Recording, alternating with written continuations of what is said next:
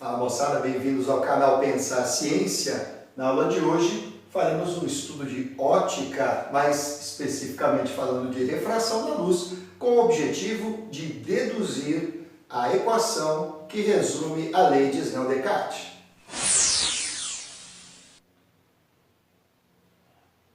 Só retomando, a lei de Snell-Descartes é aquela que nos permite estabelecer uma relação entre os desvios sofridos pela luz ao passar de um meio material para o outro e os seus índices de refração, claro, um em relação ao outro.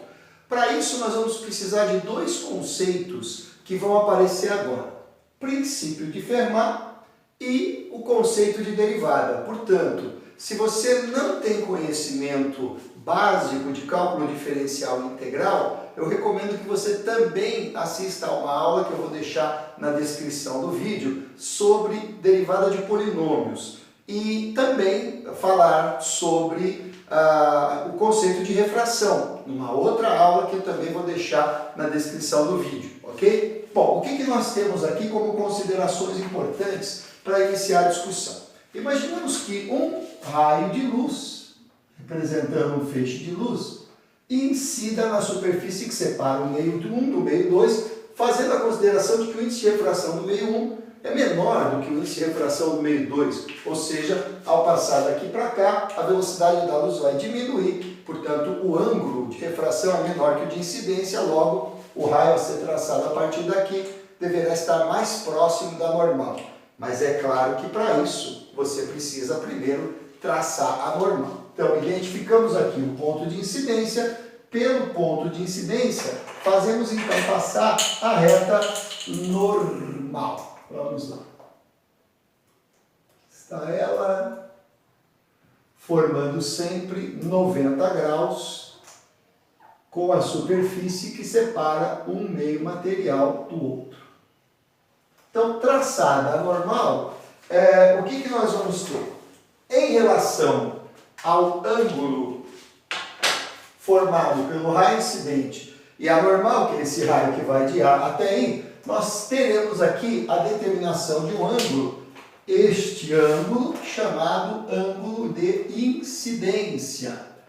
E o que nós sabemos, em função de que haverá uma redução de velocidade, é que o raio refratado estará mais próximo da normal, de maneira que o ângulo de refração seja menor do que o ângulo de incidência. Então, vou traçar aqui, ó, trajetória original era essa, vai reduzir um pouco aqui, de maneira que ele se aproxime da normal. Então, teremos aqui o outro raio de luz e aqui um ângulo chamado ângulo de refração, menor que o ângulo de incidência. O que fazer daqui para frente? Daqui para frente a gente vai executar algumas construções geométricas, mas primeiro eu quero falar um pouquinho sobre o princípio de Fermat. O princípio de Fermat atualizado, ele nos indica o seguinte: o caminho percorrido pela luz entre dois pontos, ele sempre obedece a uma estabilidade. Não importa com que trajetória a luz passe do ponto A até esse outro ponto que eu vou chamar de B, que é um ponto genérico, eu poderia ter feito B mais para baixo, mais para cima, pouco importa. Como eu quero fazer uma demonstração, eu preciso generalizar que o ponto B está numa posição qualquer. Essa propagação vai se dar sempre com tempo estável. Por que é importante ter um conhecimento básico de cálculo diferencial integral? Porque se você conhece um pouquinho de derivada, você sabe do seguinte: o tempo, portanto, vai ser uma função de alguma variável que eu vou determinar aqui. Por exemplo, suponhamos que eu queira prolongar isso aqui de maneira que este segmento seja paralelo à normal. Então, esse ângulo aqui vai ser um ângulo de 90 graus. E a distância daqui até aqui, eu vou chamar de H1. A altura desse triângulo que se encontra no meio 1. Da mesma forma, eu vou fazer com esse triângulo que se encontra no meio 2. Um prolongamento paralelo à normal, portanto, formando também aqui ângulo de 90 graus, e eu vou chamar de H2.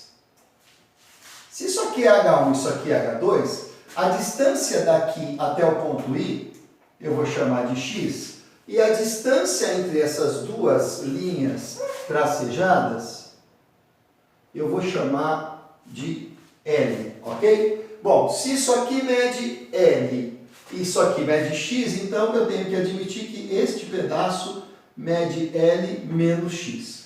E eu estou deixando essas distâncias aqui com a possibilidade de calculá-las em função de X. Como a velocidade da luz é constante enquanto ela se propaga no meio 1, reduz-se no meio 2, mas é constante também quando se propaga no meio 2, aqui ela é maior que aqui, então ela muda apenas na transição. No meio 1 ela é constante, no meio 2 ela é constante. Eu posso dizer que as distâncias percorridas, elas são função do tempo, ou fazer a função inversa. O tempo gasto é função da distância percorrida. Logo, eu vou conseguir escrever o tempo como sendo uma função de x.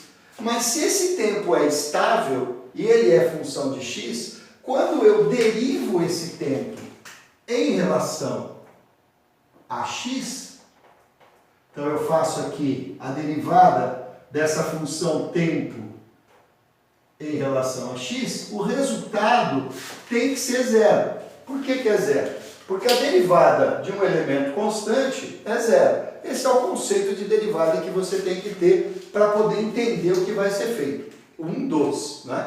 Depois a gente vai entrar em derivada de polinômio. Então, como eu disse, se você ainda não está craque nisso, eu vou deixar uma aula sobre derivadas na descrição do vídeo e você vai dar uma olhada. Bom, muito bem. A partir do momento que você tem isso, eu vou fazer duas considerações então. Esta trajetória aqui foi percorrida num certo tempo. Quanto tempo?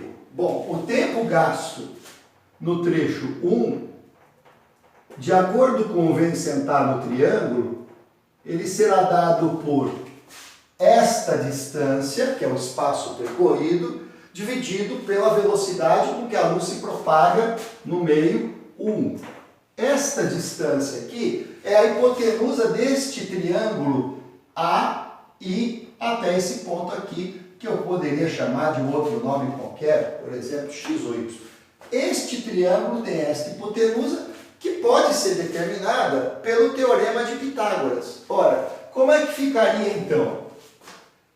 Pelo teorema de Pitágoras, a hipotenusa AI ao quadrado, ela é dada pelo quadrado de H1 mais o quadrado de H2. Então, quem é AI? É a raiz quadrada de H1 ao quadrado mais x ao quadrado. Eu também poderia, usando o mesmo processo, calcular o tempo gasto para a luz percorrer o trajeto do ponto I até o ponto B, ou seja, para a luz se propagar no meio 2. Como é que eu faria isso?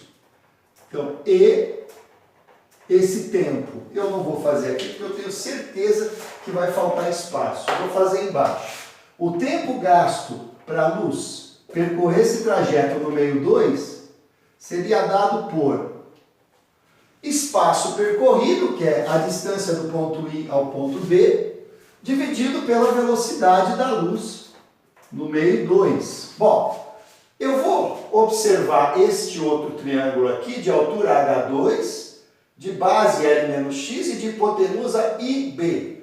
A hipotenusa IB ao quadrado vai ser H2 ao quadrado mais L menos X ao quadrado. Portanto, a hipotenusa é a raiz quadrada disso tudo que você vê aqui. Muito bem, o que nós vamos fazer com essas informações? Eu vou passar um traço aqui para que você entenda que o tempo total gasto pela luz para ir do ponto A ao ponto B é a soma do tempo gasto aqui com o tempo gasto no trajeto IB. Portanto, esse tempo é função de x. E se esse tempo é função de x, eu posso escrever o seguinte: o tempo como função de x é a soma de ΔT1 mais ΔT2. Quem é ΔT1? Eu vou separar o denominador aqui por uma questão didática, ok? 1 sobre V1. e vou escrever o que está aqui dentro da raiz de uma forma a colocar nele um expoente. O que é extrair a raiz quadrada de alguma coisa? É elevar essa coisa a meio, né? Por exemplo, a raiz quadrada de x nada mais é do que x elevado a meio. Então, quem é a raiz quadrada de h1 ao quadrado mais x ao quadrado? É h1 ao quadrado mais x ao quadrado elevado a meio. A isso eu devo somar quem? Δt2. Quem é Δt2? Δt2, ó, colocando também o V2 aqui para fora, vai ser 1 sobre V2, que multiplica todo esse elemento que aqui se encontra, eu também vou elevar a meio. Então vai ficar assim, ó, H2 ao quadrado mais, agora eu vou expandir essa expressão, que é o quadrado de uma diferença. Para quem esqueceu, quadrado do primeiro mais quadrado do segundo, menos 2 vezes o primeiro vezes o segundo. Então você vai ter aqui quadrado do primeiro mais quadrado do segundo, menos 2 vezes o primeiro vezes o segundo. Tudo isso elevado a meio, já que eu eliminei a raiz para colocar como expoente. Poxa, professor, por que você fez isso? É uma estratégia didática para facilitar a sua compreensão. Porque agora o que eu sei? De acordo com o princípio de Fermat, a derivada dessa função do tempo em relação a x tem que ser igual a zero. Então o que eu vou fazer? Eu vou derivar o tempo, que é função de x, em relação a x e vou igualar a zero. Para derivar, eu vou usar esse espaço que está aqui em cima, ok? Vou manter o tempo como função de x e já vou iniciar a sua derivada. E para poder fazer a derivada desse polinômio, você vai ter que lembrar um pouquinho da regra da cadeia. O que diz a regra da cadeia? Bom, primeiramente, esse fator constante vai ficar do lado de fora, não vai participar da derivação. Então eu vou ter aqui, ó, a derivada da função tempo de x em relação a x vai ser, mantenha esse valor constante, a velocidade é constante, ainda que esteja no denominador. E agora, como é que eu derivo uma função composta de acordo com a regra da cadeia? Eu derivo a função completa, que a gente pode chamar, por exemplo, de u de x, que seria h ao quadrado mais x ao quadrado. A derivada, como o expoente aqui fora é meio, vai ser cai o expoente, lembra? Regra do tombo. Cai o expoente e subtrai 1. Meio menos 1, menos meio. Então, que multiplica h ao quadrado mais x ao quadrado elevado a menos meio. E agora você deriva o que está dentro, que é a função interna. Você deriva h ao quadrado mais x ao quadrado em relação a x. Como h é função de x, a derivada dá zero, então a derivada aqui vai dar 2x a primeira, usando de novo a regra do tombo. Mais a derivada de uma soma é a soma das derivadas. Então eu derivo a primeira parcela, agora eu vou derivar a segunda parcela, lembrando de novo que o elemento 1 sobre V2 é constante, portanto não vai participar da nossa derivação, vez que a derivada dele vai dar zero. Enfim, se você quiser fazer questão disso, você faz a derivada do primeiro vezes o segundo, mais o segundo vezes a derivada do primeiro. No fim, esse cara vai continuar quietinho aqui do jeito que ele está. Vezes. Agora, de novo, regra da cadeia. Eu vou pegar esse trambolho e vou derivar. Então, regra do tombo. Meio que multiplica. O que sobrou aqui dentro? H ao quadrado mais L ao quadrado mais X ao quadrado menos 2LX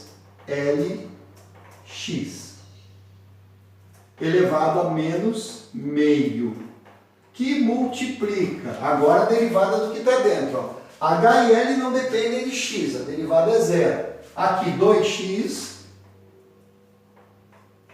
menos 2L. Ficou meio apertadinho aqui, pessoal, mas tem um parênteses aqui que se fecha, ok? O que é que me garante o princípio de Fermat para a propagação da luz? Que a derivada do tempo como função de x em relação a x tem que ser zero. Então, este cara tem que ser zero. Essa é a hora que a gente apaga isso e escreve zero. Essa derivada é zero, é igual. Olha que interessante. Denominador 2 multiplicado por um numerador 2. Passamos-lhe a caneta simplificando na proporção de 1 para 1. Então, o que sobrou daqui? Ó? X vezes 1 vezes 1, x. X sobre V1, que multiplica. Agora, eu vou usar um outro truquezinho algébrico para facilitar a visualização de vocês. O expoente desse elemento aqui, dessa função, é negativo. Então, é a mesma coisa que escrever 1 sobre ela. Mas eu vou voltar para a raiz quadrada. Ou seja, vai ficar 1 sobre a raiz quadrada de h ao quadrado mais x ao quadrado. Isso tudo por quê? Porque eu não quis escrever h ao quadrado mais x ao quadrado elevado a meio, já que quando você passar para o denominador, o sinal do expoente vai trocar. Já pus na forma de raiz. Tudo isso é uma questão de facilitar a sua visualização. O que sobrou da outra? Da outra sobrou. Bom, o 2 aqui é fator comum. Então eu posso colocá-lo fora do parênteses. Mas se eu colocá-lo fora do parênteses, eu tenho outro 2 aqui no denominador. Então todos estes 2 serão simplificados. Aqui eu esqueci um H2, tá? Na proporção de 1 para 1 para 1. O que sobrou então? X menos L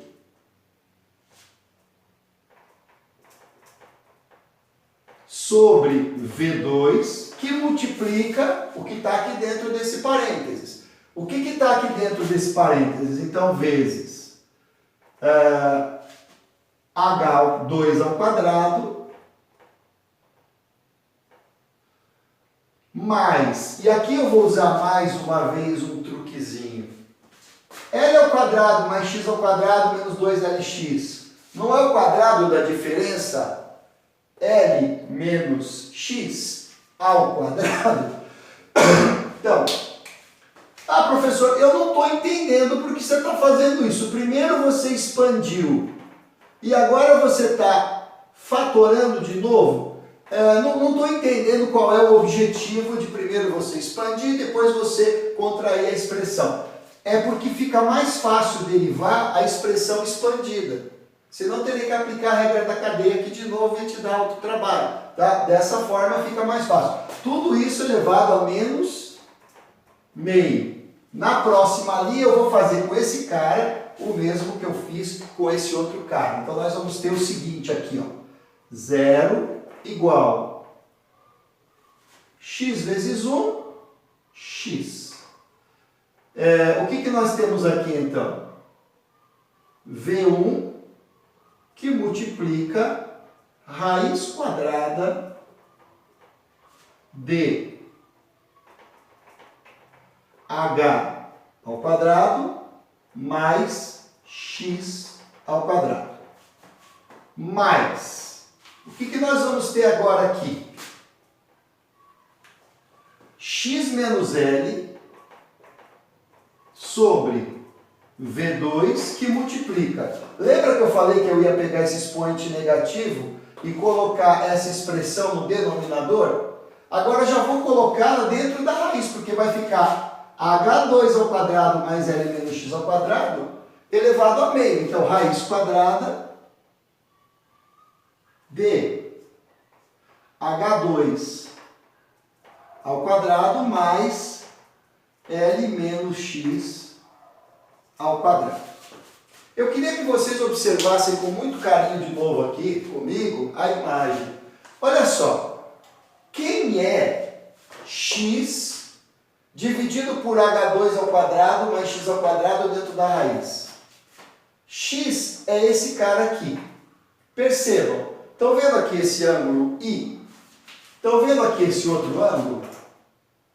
Esses dois ângulos, já que essas duas retas são paralelas, eles são alternos internos. Então, se isso aqui vale I, isso aqui também vale I. E responde para mim, quem é seno de I? Não é cateto oposto sobre hipotenusa? Então, quem é o seno de I? É x sobre AI. Agora, AI não era a hipotenusa dada por h1 ao quadrado mais x ao quadrado? X sobre, ó, de novo esqueci aqui do h1. Aquela hora eu tinha esquecido do h2. X sobre h1 ao quadrado mais x ao quadrado, nada mais é do que o seno de I. Então, o que eu tenho aqui? 0 igual a 1 sobre V1 vezes o seno de I. Mais, aqui vou usar uma outra ideiazinha, um outro truque, que é o seguinte, ó. Estão vendo aqui onde está x menos L? Eu vou escrever menos L menos x. Você já vai entender por que eu usei esse truque, tá? Mais vezes menos, menos. E o que sobrou aqui? 1 sobre V2 que multiplica esta fração. A fração L menos X, opa, entrei na sua frente, desculpa aí, não fica bravo não. L menos X sobre V2 vezes H2 ao quadrado mais L menos X ao quadrado. O V2 já está aqui, então quem é L menos X? Analisemos esse outro triângulo aqui, ó. Vocês concordam comigo que se essas retas são paralelas e aqui eu tenho o ângulo R, aqui eu também vou ter o ângulo R porque eles são alternos internos? Quem é o seno de R? Cateto oposto sobre a hipotenusa. Quem é o cateto oposto? L menos X. Quem é a hipotenusa? A raiz quadrada de H ao quadrado mais L menos X ao quadrado. Portanto, esta expressão nada mais é do que o seno de R. Ora, agora, eu vou fazer o seguinte, eu vou passar esse cara para o primeiro membro subtraindo. Então, o que nós vamos ter? Vou ter que apagar aqui, claro, se você preferiu anotar, beleza. Se não anotou e quiser ter acesso a essa expressão de novo, é só voltar um pouquinho o vídeo e fazer um print da tela. Menos 1 sobre V1 vezes o seno de I é igual a menos 1 sobre V2 vezes o seno de R. Eu poderia multiplicar os dois lados por menos 1, e é o que eu vou fazer, já vou me livrar desses dois sinais negativos, mas vou fazer mais. Vou multiplicar ambos os membros pela velocidade da luz no vácuo, que é C. Então eu vou ficar com C sobre V1 vezes o seno de I é igual a C sobre V2 vezes o seno de R. E aí a gente vai ter que relembrar o conceito de índice de refração. O que é o índice de refração? O índice de refração, ele mede quantas vezes a velocidade é mais rápida no vácuo do que no meio que você está estudando. Por isso, calcular o índice de refração significa dividir a velocidade da luz no vácuo pela velocidade da luz no meio onde você está estudando. É exatamente o que eu tenho aqui, ó. A velocidade da luz no vácuo dividida pela velocidade da luz no meio 1. Então, quem é esse cara aqui? O índice de refração do meio 1 vezes o seno de I é igual. Quem é a velocidade da luz no vácuo dividida pela velocidade da luz no meio 2? É o índice de refração no meio 2 vezes o seno de R. E com isso, depois de torrar um pouco o seu cérebro, você chega à expressão matemática da lei de Snell-Descartes. Ou seja, não sei, não sei. Aquilo que a gente memorizou dessa forma idiota, para facilitar guardar na mente, mas se você quiser memorizar como o índice de refração da luz no meio 1 vezes o seno do ângulo de incidência, corresponde ao produto entre o índice de refração da luz no meio 2 vezes o seno do ângulo de refração. Eu espero que você tenha gostado do conteúdo. Se realmente você gostou, dá um joinha. E se você quiser ver outras aulas como essa, ou um pouquinho melhores, ou não tão boas, inscreva-se no canal. Você será avisado assim que o conteúdo for postado. Até a próxima, pessoal!